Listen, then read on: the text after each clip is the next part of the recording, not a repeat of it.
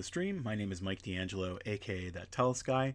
I have taken a couple of days off because I wasn't feeling good last week, and I'm a little tired today, to be perfectly honest. We had a puppy problem yesterday where our one doggy was not feeling too hot, and I was up with her for a little bit, making sure she was okay.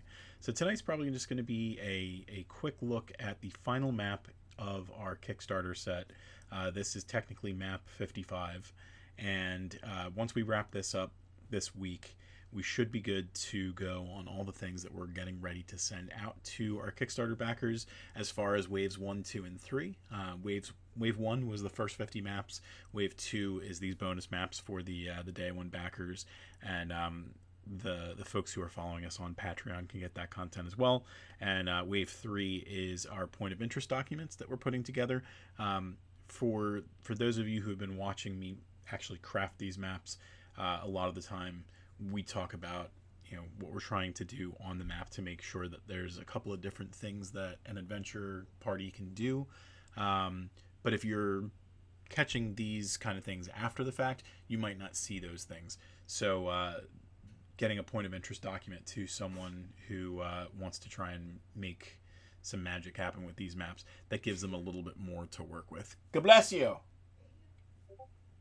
One other thing, the wind is really bad in our area right now, so there is a chance that we're going to have some kind of power problems.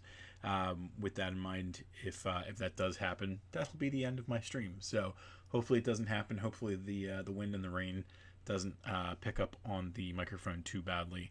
But let's get into the map instead of just chatting about that. And as you can see, we have a decent amount of the map done already. I want to kind of focus on 3 different things as we make our way towards the end. We're probably not going to get it all wrapped up today just because there is still a decent chunk that I want to put into play for this work. But the 3 things are they're going to be separated by kind of thirds of the map. So we've got this side over here, which we need to put together the landmass.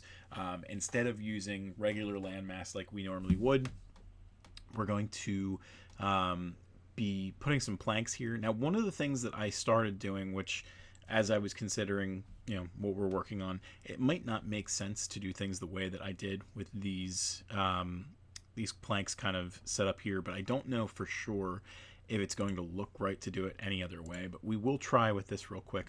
One of the things that you can do, you can go to like the pirate set, and we can get some kind of pirate shelter floor stuff like this.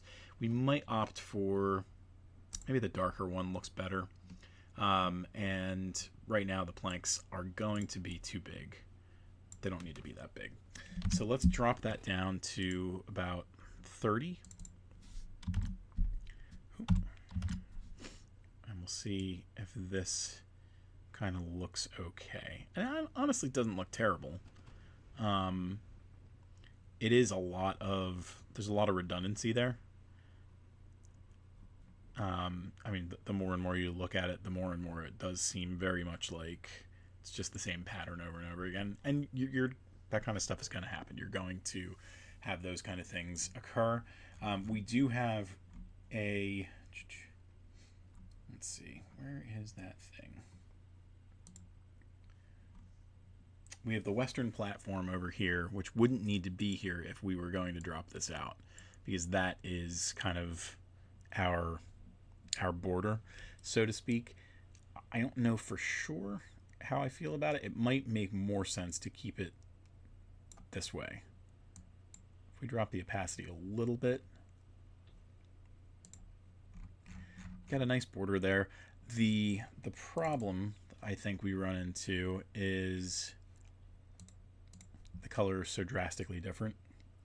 Let's try something real quick. Let's see if we can't change this to look a little bit more kind of red. And let's go with a darker.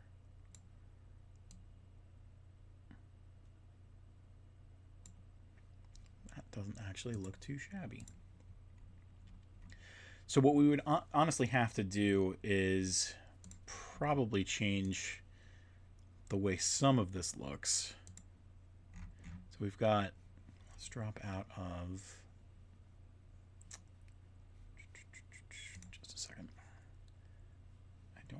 be in that group anymore. So if we play with the second style over here, we change the size somewhat. You see that kind of adds a little bit of flavor to what we're working with. So instead of things looking exactly the same, we're able to kind of play with that a little bit. So let's try and... Oh, I just saw a chat come through. This definitely not chaos. Can you blend the two textures together? So when you say the two textures, do you mean the border that I was working with, or do you mean like the second one that I was just working with, where I'm doing something like that? The light and the dark. So in theory, again, I'm just going based off of what I think you're saying. We've got the light version here and then the dark version here. You could blend it. You could do kind of like an opacity thing. So if I came here and I was using the same size and I made the opacity something like 40%. In theory, there's no offset or anything like that. You're basically just coloring in some of the areas. So you'd be able to kind of, make things look one way or the other. Maybe what we do is kind of highlight the path that we want the adventurers to take. And then what we could still do is use the other style that we had that has the, like the vegetation on it. And we could throw that in some of the lesser used places. So I think what we're probably going to end up doing is when we do connect this map to a second one, the entrance to this ship, which is going to be, like a bar and tavern, is going to kind of show like that. It's going to be another bridge type situation. It's going to be coming off that way. So right now, we're not going to have this go towards the ship. We're just going to have this area be here and here. These are our focal points on the map. And then let's do... Is this our vegetation one? This is our vegetation one. So we're going to grab this one. Same thing. We've got the 40% opacity, and we've got the right size. So we'll do a couple of passes of this in some of the less trodden areas of this platform. And that'll just make it look like, no one's maintaining those areas of this map, of this Shipwreck City. It's less concerning for these people to kind of clean these things up, and especially underneath the tree, or I'm sorry, the bowsprit here, which is going to be kind of, people have to climb under it and stuff. We'll have it be a little bit messier here. Also try to rotate the texture so the planks are at different angles, like on real wood floors. We could certainly try that. That is something that I might try and do. That is not going to blend as well. I mean, we could try it. We could try and see what it looks like. So I've got, let me make sure that I have the right style real quick. Everything looks good there. So we're going to bump the opacity up, and we'll do something like let's try 45 degree first. We'll see what that looks like. It doesn't blend too well on its own, but let's see if we bring it back down to a semi-transparent and see what it does. It's kind of a weird overlap. I think for now, we'll leave it as is. It's always something where I learn new techniques as we go and things like that. So this might be something that I revisit later and kind of tweak one way or another. Let's lock the edges down now, so we don't have to worry about that. It saves us a lot of time having to go and put these here manually, so we don't have to worry about that. Planks are done. The carpenter shop is going to be the next piece. I might leave that for off stream. Just because it's going to be a little bit oddly shaped and I want to play around with it a little bit. The next piece that we're going to work on is going to be this third over here on the right. So in the game, this entrance is kind of off screen a little bit, so you don't really see any height or anything like that. And part of what we're doing is trying to, it's supposed to be an homage to the game itself, but it's also supposed to be something that kind of breathes on its own as well. We're going to definitely change a lot of pieces of this Shipwreck City. It's not really going to be Woodtick anymore. And one of the things that we want to do with that is make sure that even though it has that original feel of Woodtick, it's got to have its own representation. It's got to have its own flair. So I think what we're going to do is, while there's probably a way for people to enter off map down here, we're also going to expand things up this way. It'll help us clean up the map a little bit. It won't leave so much empty space. A lot of the center of the map we're going to fill in with some debris in the water and things like that. But we're going to go into our mask tool. We're just going to use the kind of rough style, and we're going to do something real quick like that, and we'll touch things up as we go. But first, what we're going to do is grab some of these cliffs. It's not going to be a big change, so we're only going to drop it 5 points, and I'm going to start to build out these cliffs up here, and we're going to change the way that a lot of this looks as we go. So don't worry about some of this stuff looking off. We're going to fill in the gaps when it comes time. And then what we're going to do after we clean these cliffs up is we used a standing stone stamp on our witches map that I really liked. I went back before the stream, checked that out, and I think that we'd be able to kind of use that to tell our story about how people can get up this second way.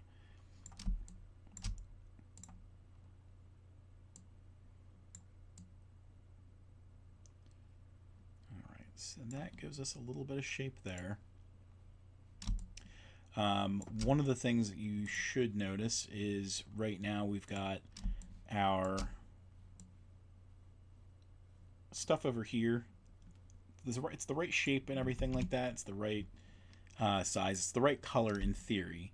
We are going to desaturate it a little bit because we're going to lose some of the shape and style up here. So if we go into our color and we bring the saturation down to 100, I don't want it to get too much darker there. The hue should be fine.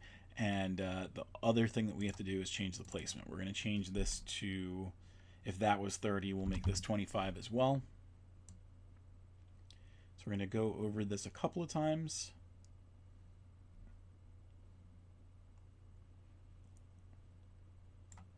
Fill in everything with the mask tool in a bit too.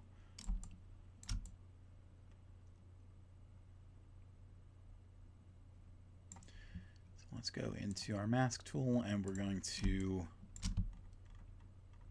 be a little bit more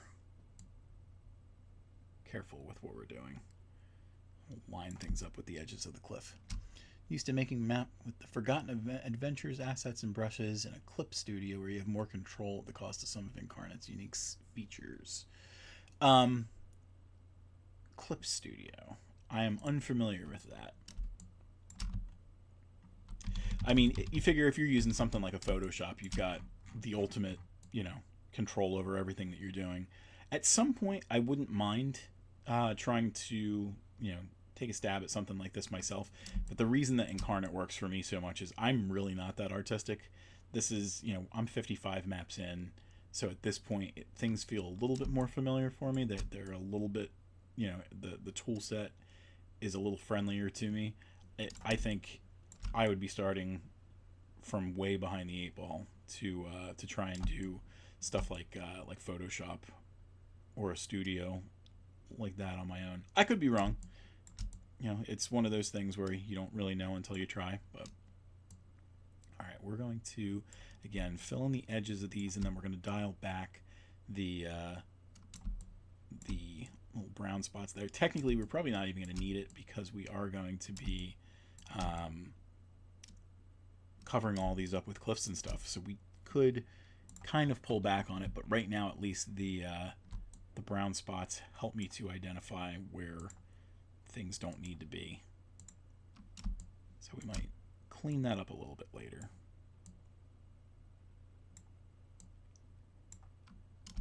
Part of me wants to try like things like Wonder Draft, but the only issue is obviously at that point a lot has changed in the way that I'm working on my projects, and I don't know how well they're going to flow together.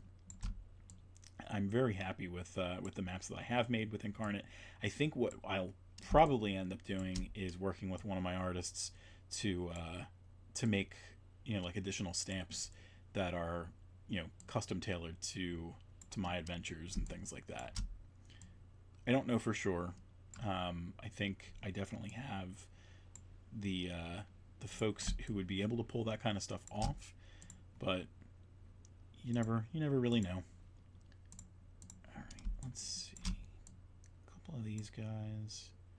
Build some of them back in just to kind of clean things up.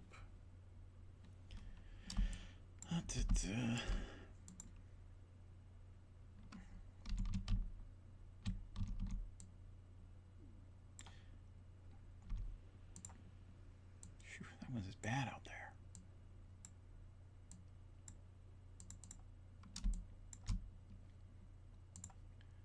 Add a little bit more in here.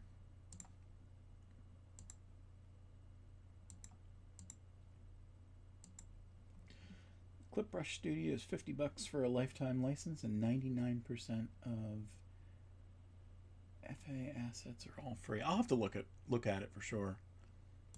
I got a silverfish on the wall. Give me 1 second. He must die. Bugs are okay outside. You're not okay in my studio.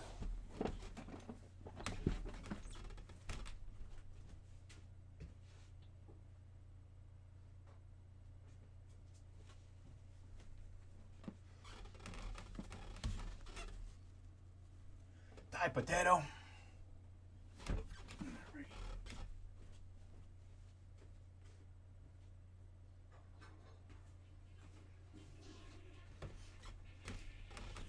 Yeah, I mean, like, they don't really bother me so much, but I don't need the distraction.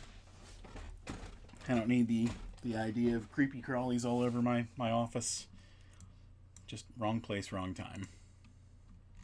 Alright, so what we're going to do is 106 changes is a decent amount. We're going to save, and when that comes back, what we'll do is grab one of the standing stones, and we're going to try and add like a sense of height. So we might grab, there's also the hill stuff that we can use, and that should give us a feeling of height as well. Let's see if we can't get the hill stuff real quick from the Gothic Horror set. We'll use the rockier hills. And let's see.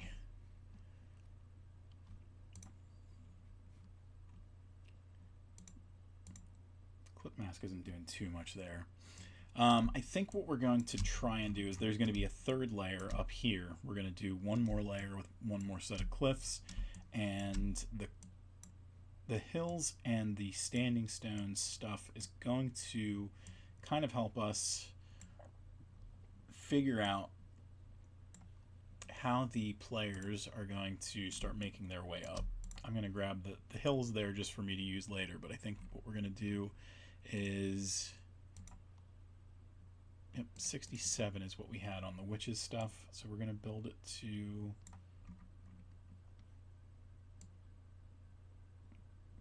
something like 15. We'll play with it. We'll see if we can make this work.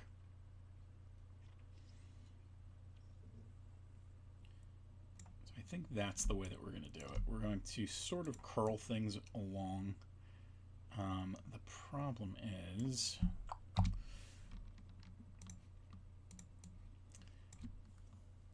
if I do it that way, I'm going to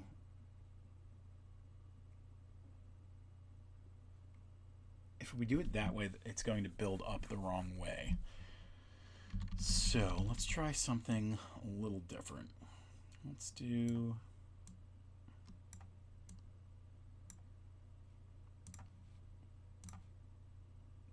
something like this. I want it to be random stamps.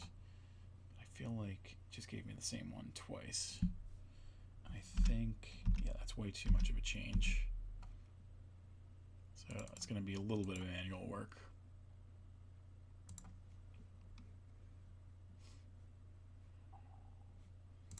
I drop that down first, because if I don't, we're going to get a weird overlap. So let's grab a second one of these.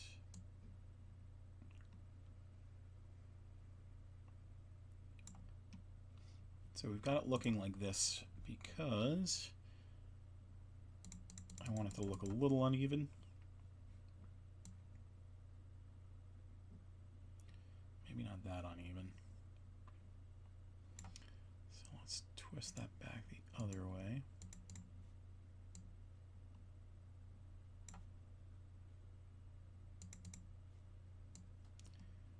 It doesn't help that that one is so much bigger than all the rest. That's all right. All right, we are not going to use the little square pieces there. So let's do, I think that's the same one that we just did.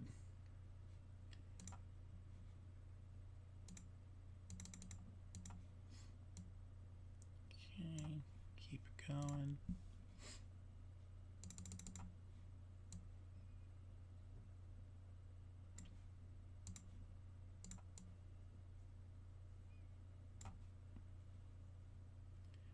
And one more ought to do it.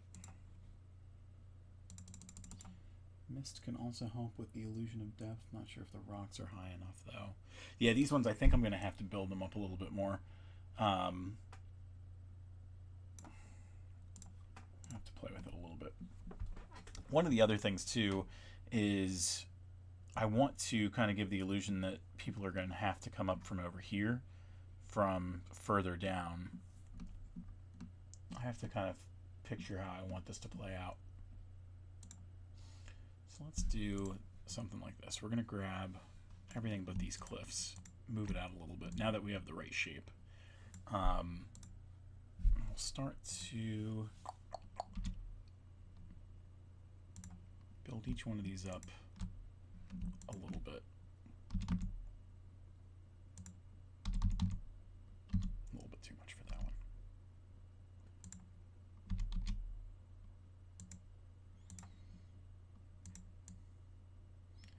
Scoot you down a little bit. Now that they're overlapping a little bit, do something like that.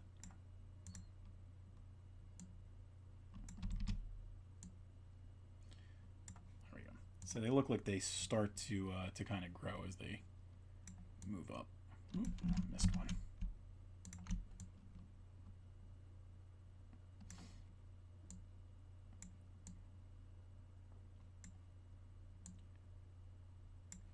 Now one of the things is you can see it coming through there, so I want to try and make sure that I have enough room for something like that. Alright, so we've got that first piece. Let's do something like this. We'll bring the hill over here. Let's mess with the transformation. Surfaces and perspectives, like leaning ladders, can help with that. I might do like some rocks or something like that. We'll have to see. So I think that's more of a height for what the perspective that we're looking at things, but if we mess with things that way, that helps to kind of sell what we're doing. Grab another one of these.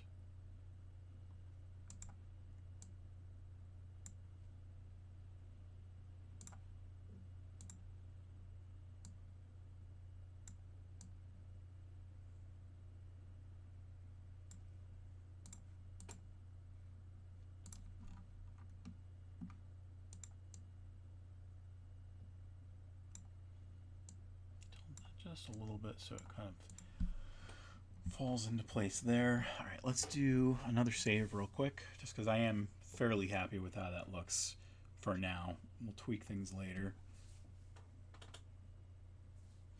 And one of the things is there's still a lot of open space in that main section up there, so we're going to have to tweak some things there as well.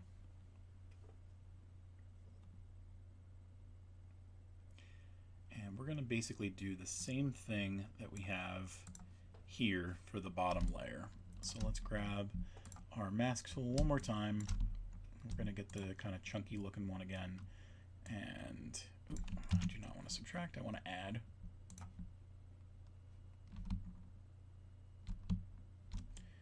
And we're going to go out to around here, and then we'll fill in the rest down there. And we'll clean things up with more cliffs. I haven't run into too many problems where like forgetting to save has caused me any like big grief or anything like that. But I have had that problem with plenty of other things.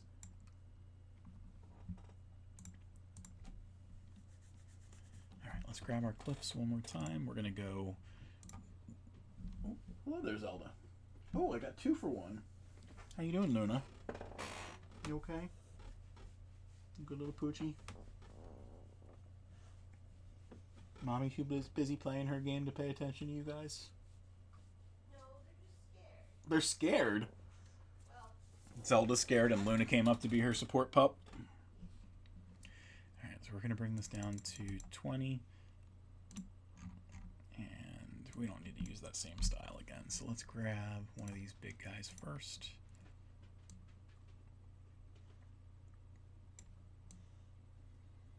And we have to drop it down a layer.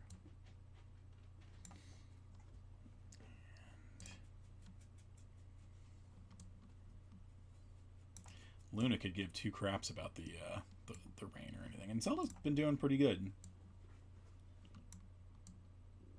I think we rewired our dog's brain.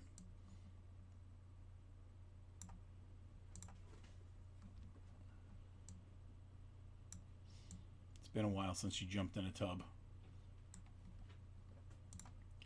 Alright, that looks good for now. Let's do the masking cleanup.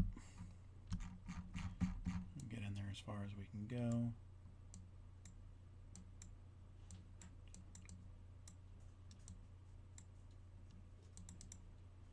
Okay, that looks okay. Let's go back to add down here. I was so proud earlier today. I was joking with Rihanna that I found how to make the brushes bigger and smaller in Photoshop without it being a big pain in the butt. That was how excited I was about tools that I don't understand. Okay,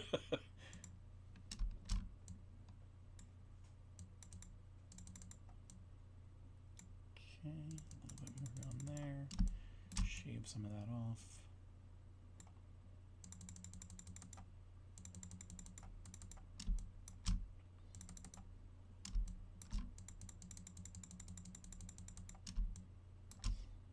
Thank you for hanging out with me today, by the way. I appreciate it. A little fun fact about me is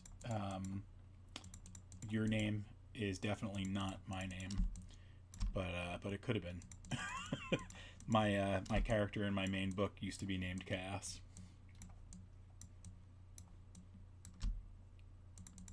All right, got that. Ooh, 119. Another save. And while it's saving, I'm going to real quick grab a bottle of water. There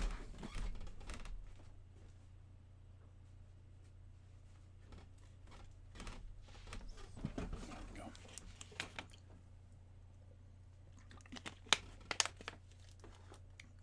And I just realized I've got the little swirly thing in the bottom left, and that doesn't need to be there.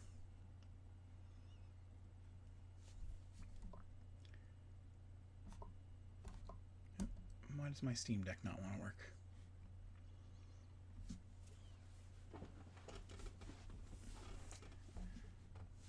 Oh, Steam Deck. That's no fun.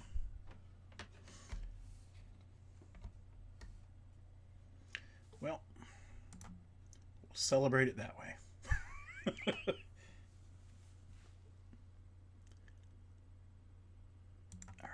What is the thing that's messing up? What is it down there?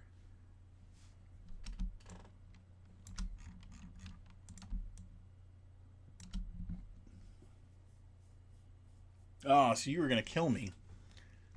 Not cool, man. Where? Oh, okay. It's the phone as the webcam because I don't have the webcam currently on. All right. One less little swirl to deal with. All right. I think, in theory, if I grab these standing stones, I might be able to really quick do what I need to down here by doing a horizontal flip. Nope, I lied.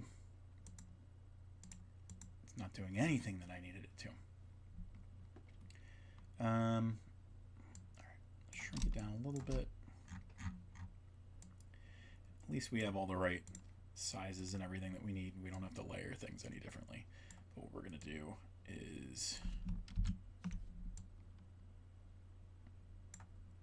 grab these things and then twist them the other way.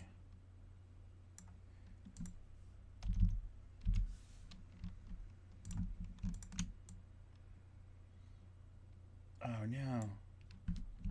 That should be fine once I drop them down a layer.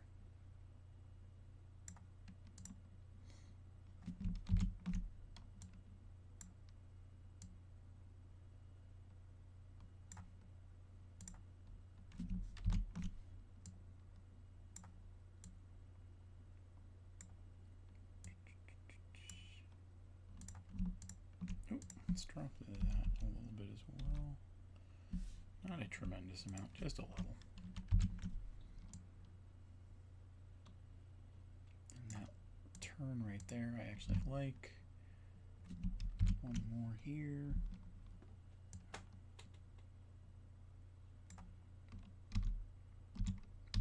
Ah, Ratfink.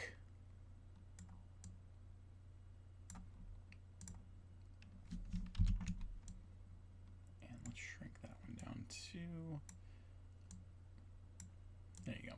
Same stairs. A little bit more of a twist in the opposite direction. It looks like it's its own thing. Let's see. At that point, maybe we could do... Let's go to our alpha layer, and we're going to crack some of this ground.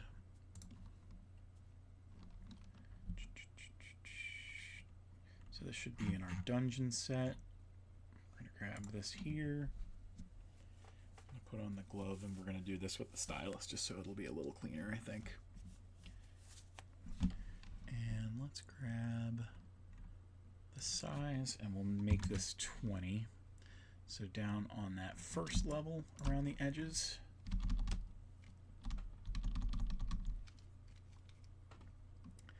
Take a couple of passes here. Still working on the foreground, right? Yes.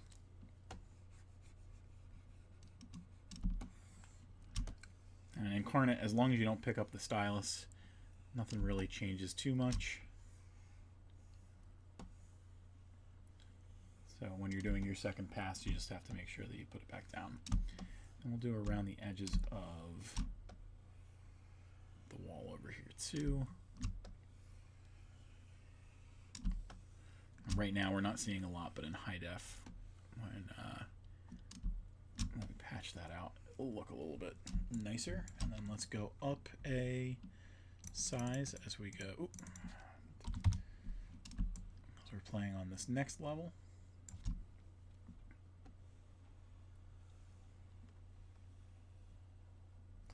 I'm not going to go the whole way over here. We'll just start a little bit over here and one more pass.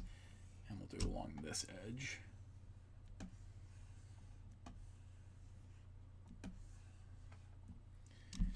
And a couple more over here.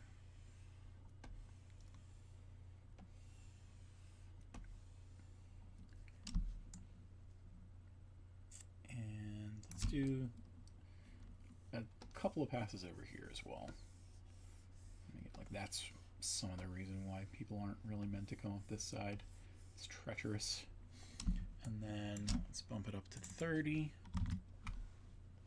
It can be very clunky. Then again, I really can't say much about things like Wonder Draft or anything like that because I haven't really played with any of them besides Inkarnate.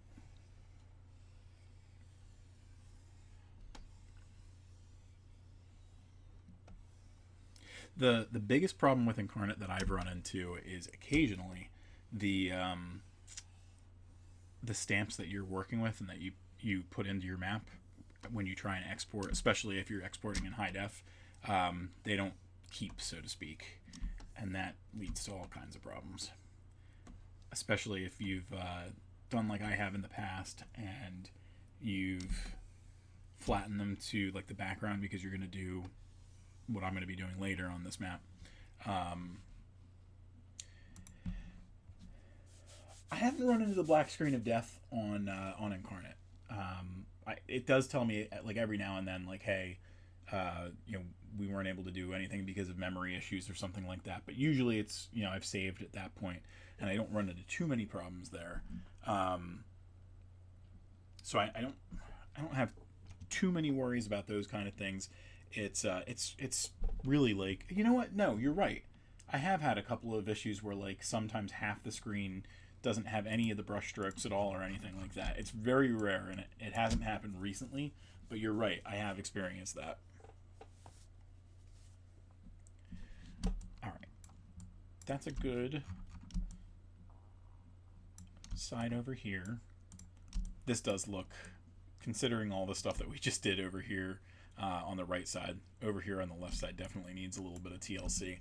And I think what we'll do is we'll take a step further away from the way that they have it kind of presented in Monkey Island, and we'll maybe add like some vending stalls or something like that. Like we'll make this like a tiny little market on your way into the city, and that'll help to kind of take away some of the eyesore a little bit. The last bit that we're going to be working on is, I was just talking about flattening these to the background and stuff like that. We are going to kind of do that stuff to kind of make it look like some of these are partially underwater. Certainly the rock we're going to have a little bit covered. Down here we don't want these just floating above the water, so we're going to take each of these elements here, and then start to kind of throw them under the water, at least partially in some cases. And that ought to make things look a little bit more dynamic. Let's do a backup just in case. And then we'll go back out and we'll go into our original.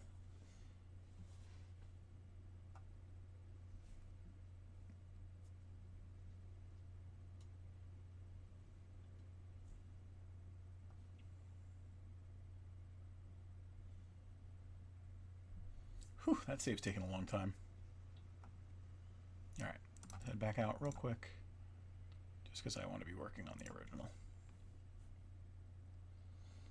I have a Discord, but I'm very rarely on it just because I don't have like a huge amount of people. I think, let me check the Twitch channel real quick. I think that I have it right there on the Twitch channel under like my panels or something. And if not, I'll work at cleaning that up.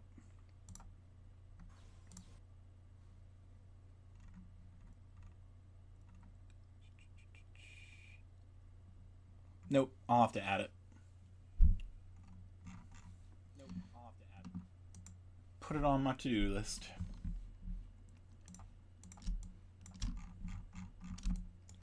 Alright, we're going to go into these things that we've locked. We don't have to change anything about the rope bridge or the shipwreck sign, but we should lock down the sea snake. And let's grab the cliffs and lock them for now as well.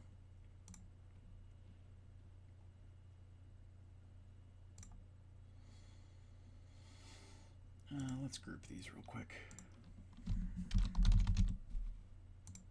That way it'll be easier to lock those down.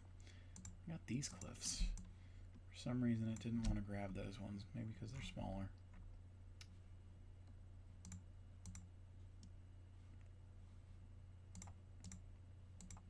Well, that clearly didn't do what I needed it to. Whatever. Alright, so let's grab these guys first. And let's flatten them to the background. And now, if we grab the mucky water that we have, let's see what it looks like to do a couple of passes. I want the It's going to be tough because obviously this is not a composite piece that is two separate parts. So we're going to have to be a little bit careful about it. Let me put the glove back on, and I'm going to go into greater detail with a smaller brush.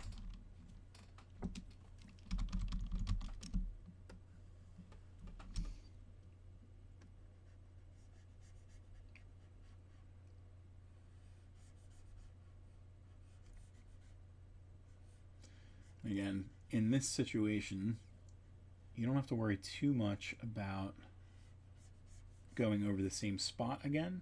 It's going outside of what you're trying to be working on, because there shouldn't be water above the ship at this level. As long as you don't lift the brush, then when you're going over things, you don't have to worry about that kind of stuff. But over here, I want to try and avoid coming back over the things that I've worked on. I'll do just a little pass there, a little bit there, and then we'll do a little bit over here. And then over here, everything should be kind of scooched down a little bit. So what we're going to do is at least one pass over here and on the rock.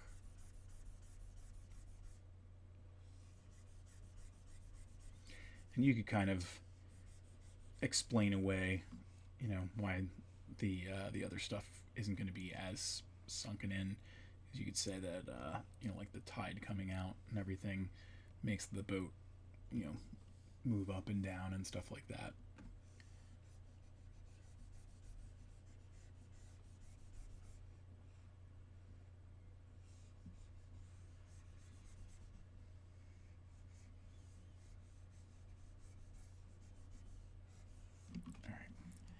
Let's do another pass over here.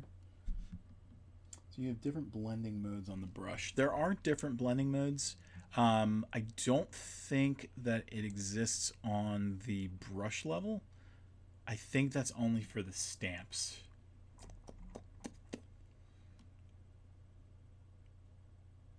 Yeah, as best I can tell, it doesn't exist on that level. The only other thing that you can do is recently they added the ability to you can like brush on the top layer. The only issue with brushing on the top layer is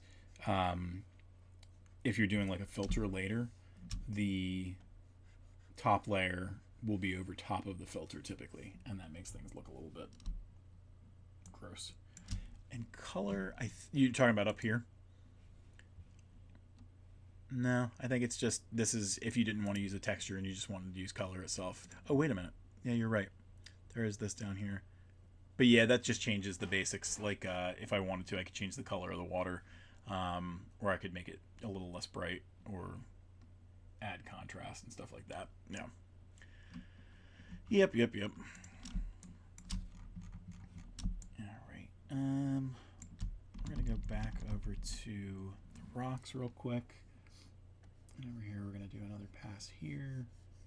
Because again, we want the rock to look like it's under the water a little bit as well. We're probably going to take a couple more passes at this to make it feel the way that I want it to. But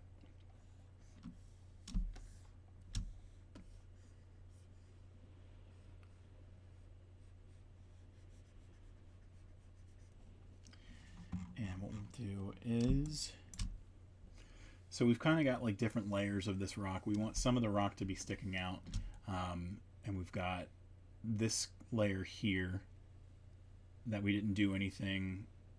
This one here has a little bit of overlap. This one down here is the first one that you really see a little bit of water. And then this one here, which we're going to take another pass, is the one that's going to be the most submerged. So let's do a little bit more around the shadow. Do a little tiny pass there. And then back here, we've got that right there. And we'll do a little bit more around the edge. So the boat is definitely sitting a little higher than that. If you could use the right blending mode, it would paint the water while keeping the black shadows. I mean, in theory, I could. The problem with the shadows at that point is since the stamps are now part of the background layer, if I went into color, for instance, and I came here, it's technically not going to be beneath the stamp. It's going to be above it. I mean, with a deft hand, you could probably make it look a little bit more like, however you needed it to. But I'm not too worried about certain things just yet. Yeah, like right here, you could do something like this to kind of give the illusion that it's got a little bit of something. You could mess with the opacity a little bit better than I did, but I'll take another look at that a little bit further as I go.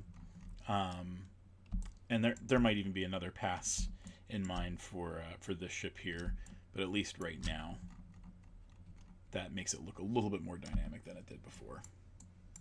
So we've got that. We definitely need to do something with this one over here. Right now, it just looks like it's floating at the top of the water. Oof. These long save times today. So both of these, let's see, this one down here is still locked. I think this is our broken boat up here, so we're going to do that with all three of these things. I'm going to throw them to the background too.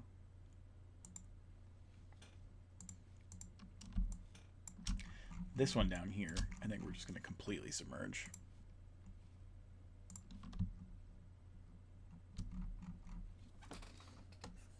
So we'll do a couple of passes of this just so that you can see it's still in the water.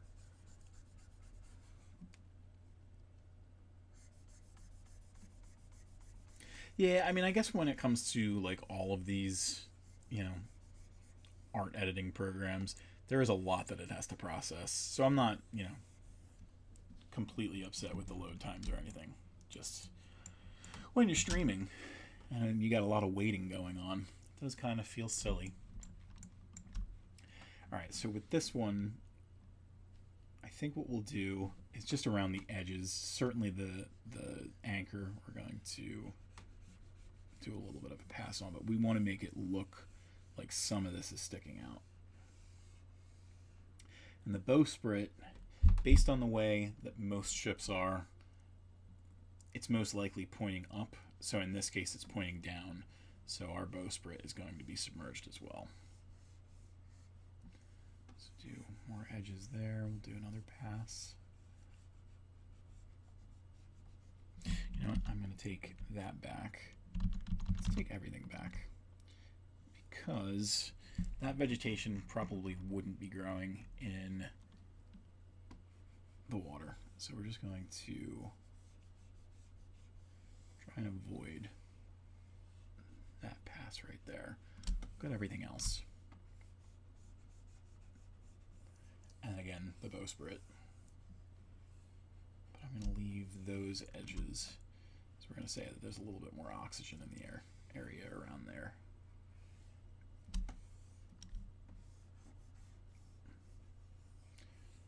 Maybe one more pass at the anchor and the bowsprit.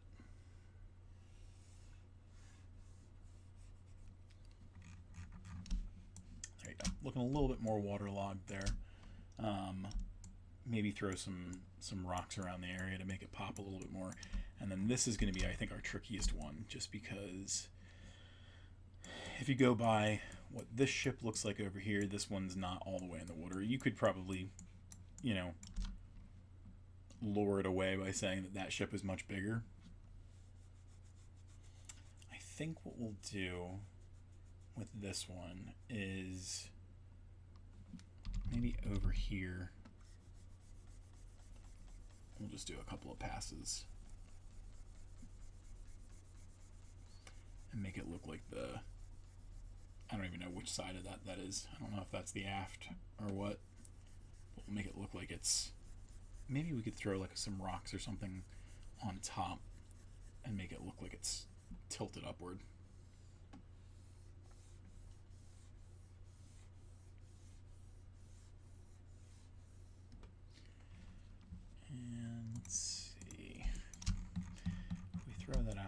Looks a little bit better. Let's grab a rock or two.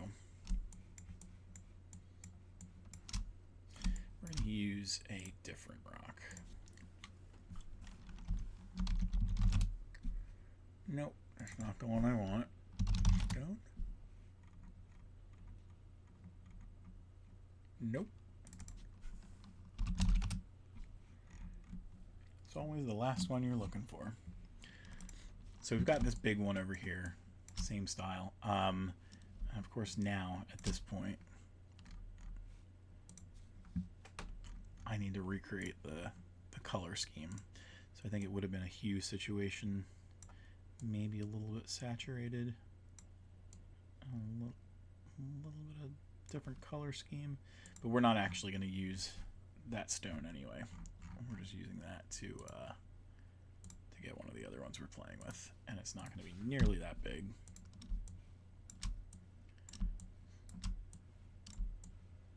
So yeah, I play in one campaign that it feels a little bit like it dried up.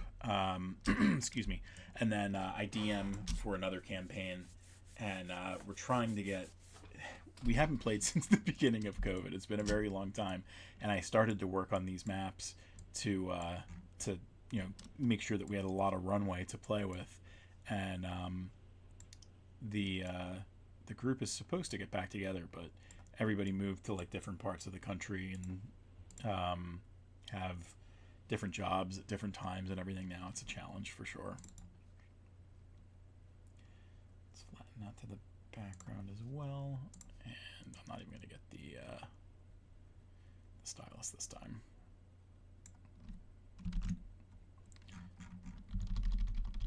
Leave that very top layer above the water.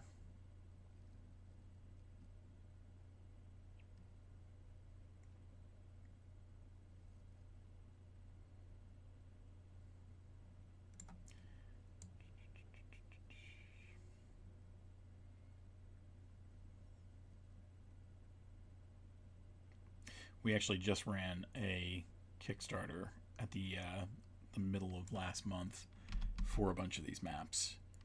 I figured I'm making so many of them for myself, I might as well see if other people like them too. So this is the 55th map that I've worked on. Well, my brother also does the maps too, so it's also including the couple that he's done.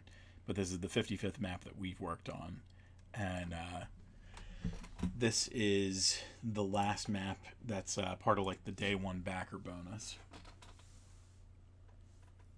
Yep, we played before, like during COVID. We played 1 or 2 sessions online, and it was a situation where it was fun to an extent, but like nothing beats trying to be in person and get like that first-hand experience. So we definitely want to try and see if we can pull that together again. And we didn't, like, it wasn't like we were a weekly group or anything anyway. We were like quarterly at best anyway. And my sessions usually run like 5 or 6 hours at a time. So let's look at, if we go to the pirate set, let's see if they have some like broken boards and stuff that we can throw in the water.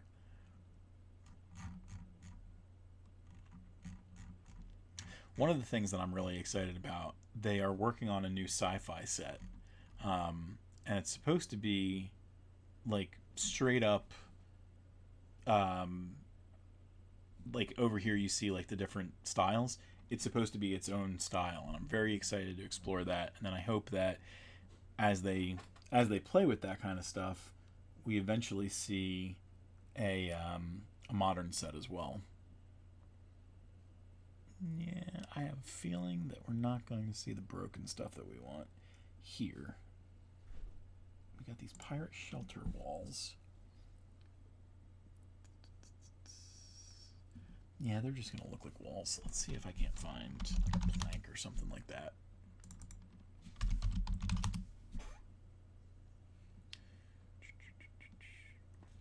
Yeah, at some point I definitely want to make some kind of sci-fi stuff. And I'd love to do like a zombie themed campaign as well,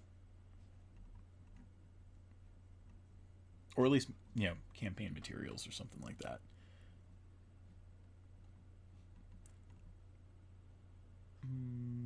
Let's see. I really just want like a broken plank or something like that. It doesn't have to be too crazy. I feel like I've seen it before.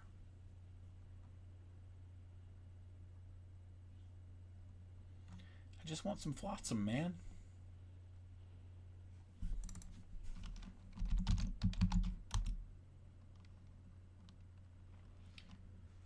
Numenera. What is the Numenera?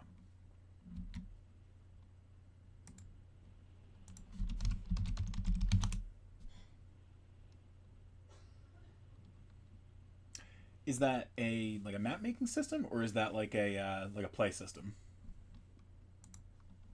It actually sounds familiar too.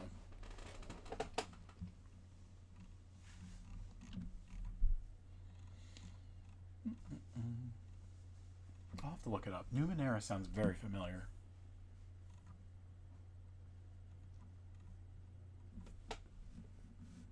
I heard a doggy moseying around up here. Maybe in rubble?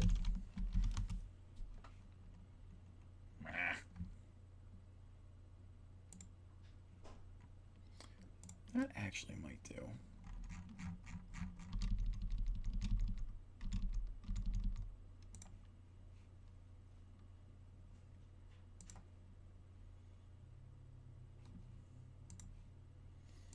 Let's try these out a little bit. Make them look a little less saturated. They've been hanging around in the sun. So they're sun bleached. Alright, over there we got some good stuff.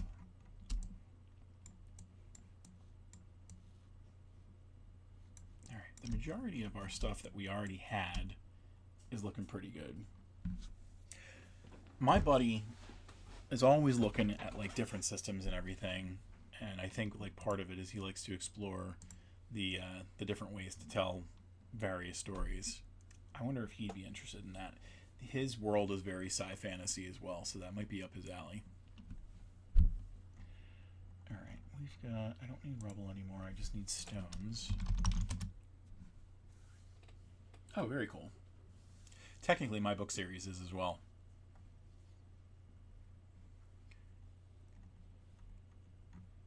But it's not sci-fi. It's just straight fantasy. It's the merging of two worlds.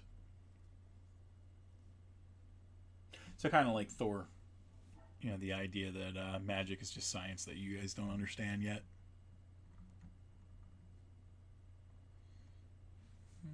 Let's go to rocks again.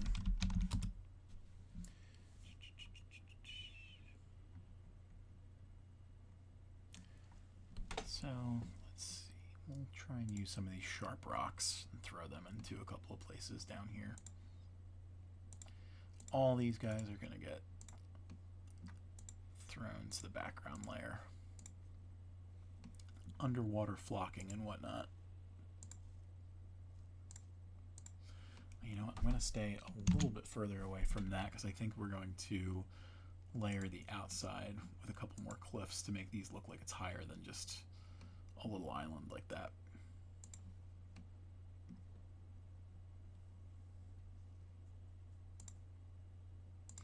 You know what? While we're here, let's put some ugly coral under here as well. Let's do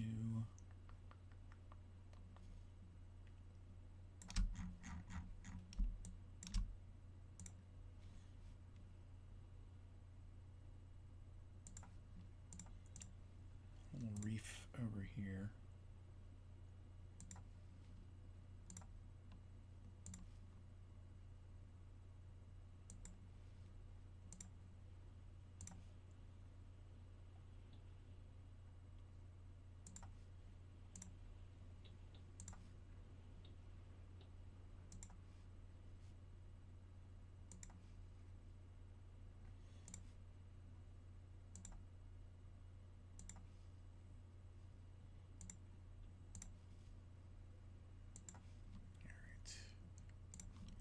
Start with what we got right now. Throw these to the background layer. passes of that brush again.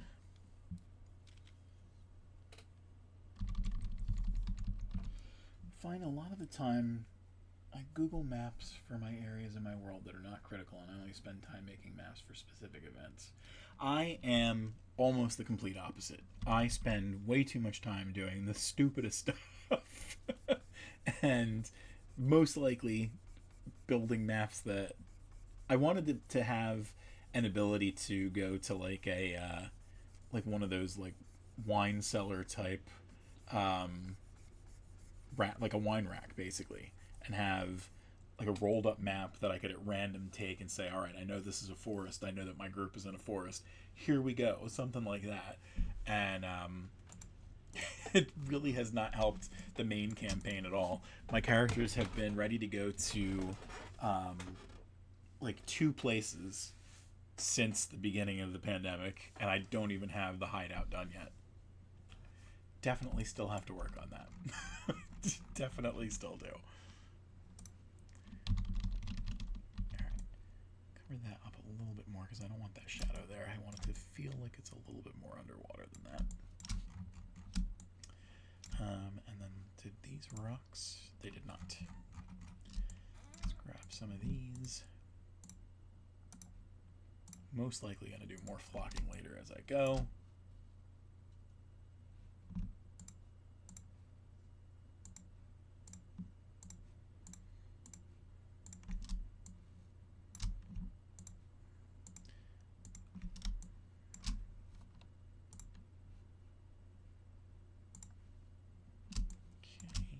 Need you guys anymore. Let's go back to our brush layer. A couple of passes of these because these are going to be much further under the water than most of the other things that we see. And it's murky and everything. We want it to appear that way.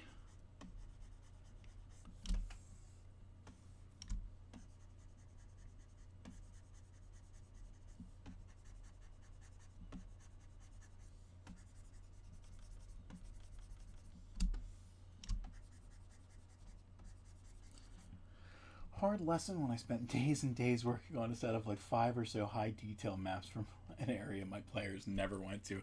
That is the price that you have to worry about paying when you're not super railroading your folks. Ah, did I miss one? I missed one.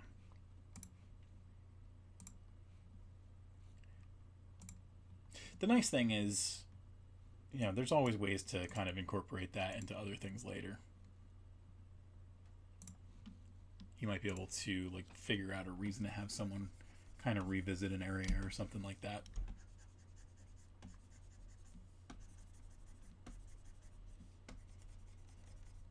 I think that's part of the reason too that I'm making so many maps is that when I have my characters at the next place that they're going to be, I want them to have a couple of options for what to do and where to go.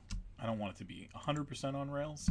But I do want it to be kind of like a guided tour of a bunch of places.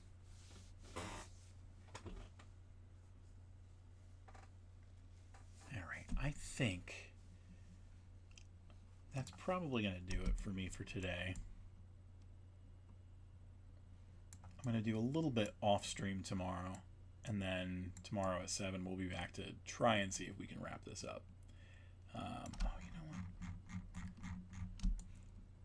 Notice this doesn't terminate the right way anymore. Let's see if we can't find something round to throw in there. Let's go to our pirate stuff or our ship.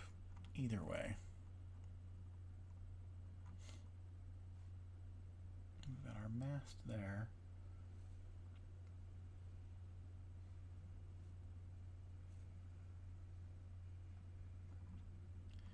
What do we have in our pirate stuff that we can use? A coconut. Yep, we're just going to use the mast and see if we can pull that off.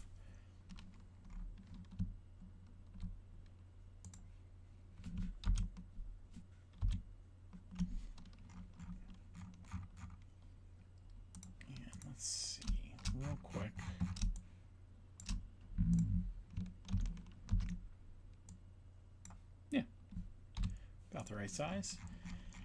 And let's see if we have like a ribbon or a flag or something that we can throw on the edge of that as well.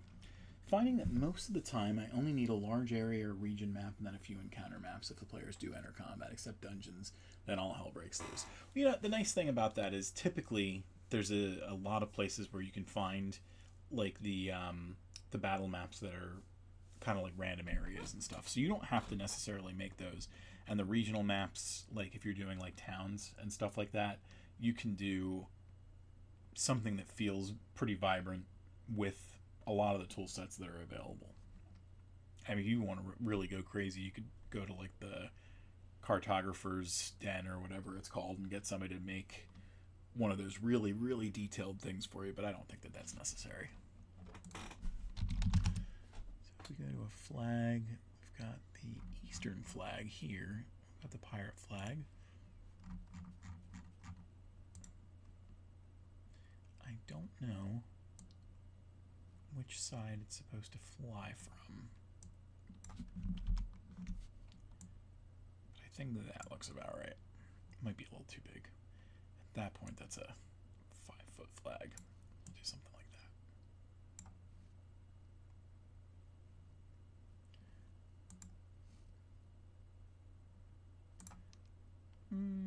I feel like that looks a little cleaner. Not necessarily that you want something like that, but the players might be able to see it a little better.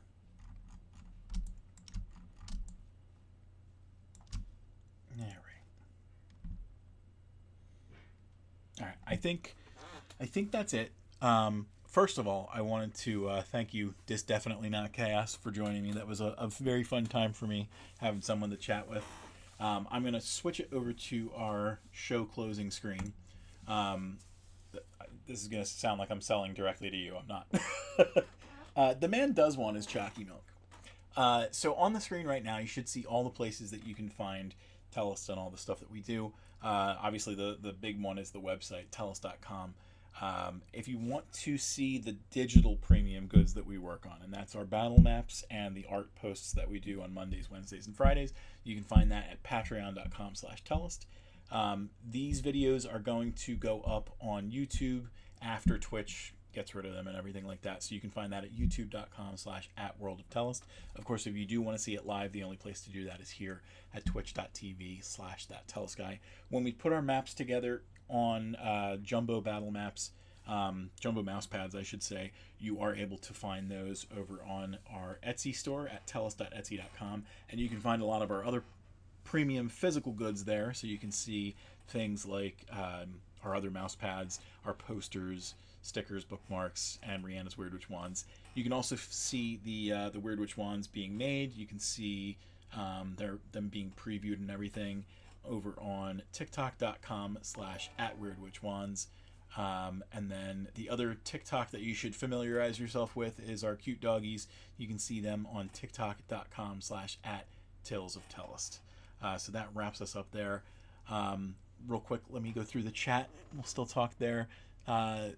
I think Inkarnate is still easier to make world and region maps with its mask tools and easy placement of multiple entities like trees or mountains. But for battle maps, if you do learn it, it is so much better to do. I'm guessing the tool set that you were talking about, the Clip Studio, I guess it was.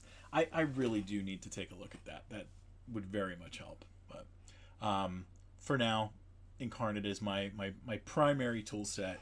And we'll start to learn other ones and kind of play around with that. At some point, I'd really love to do like animated map styles and things like that. But thank you for the follow. I just saw that you followed as well, so thank you for being number 34. We're getting closer and closer every day to being able to ask for that affiliate status. So yeah, I'll have to look into that. The Forgotten Asset Adventure Studios. I'm going to write that down real quick. Well, I can wrap this up. It's not like I can't go back and see this. But again, thank you very much. It was a fun time today, especially after having missed a couple of days over the past weeks getting over that cold. But I appreciate it. Thank you very much, and I'll talk to you later. I miss you.